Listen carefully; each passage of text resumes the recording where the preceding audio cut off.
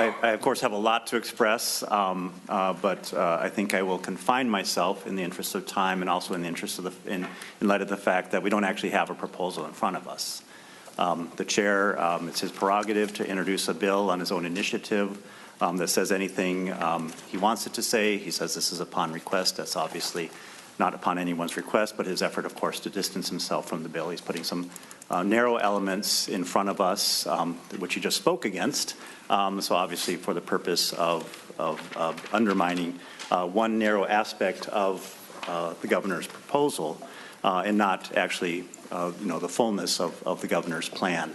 That is the context in which we have these conversations and these debates. We don't talk about revenue absent policy. Revenue is policy, policy is revenue.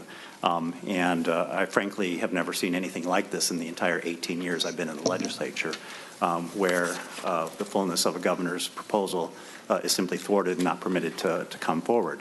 I've introduced a bill. It's the governor's plan. I don't know why, and I've made many requests for hearings for it, and I don't know why we're not having that hearing.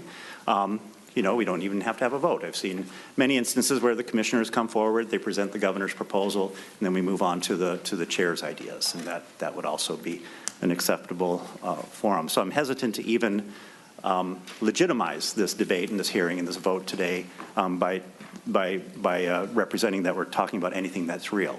We're talking about a very narrow sets of elements of the governor's plan, frankly, I'm also dismayed at the effort to thwart the public's participation and the public's input. Only a few testifiers were allowed to sign up, and then they were highly constricted and limited in their time. If folks could raise their hands who tried to sign up to testify but were told that they could not do so, if we could show people raising their hands. So we've got a number of hands raised in the audience. I don't know why we can't have a full 2.5 hours worth of hearing, hear the proposal, hear the chair's counter-proposal, have a fullness of testimony from the public. These are important decisions that we're making. Lay the bill over, and then we have another 2 or 3 hours worth of markup.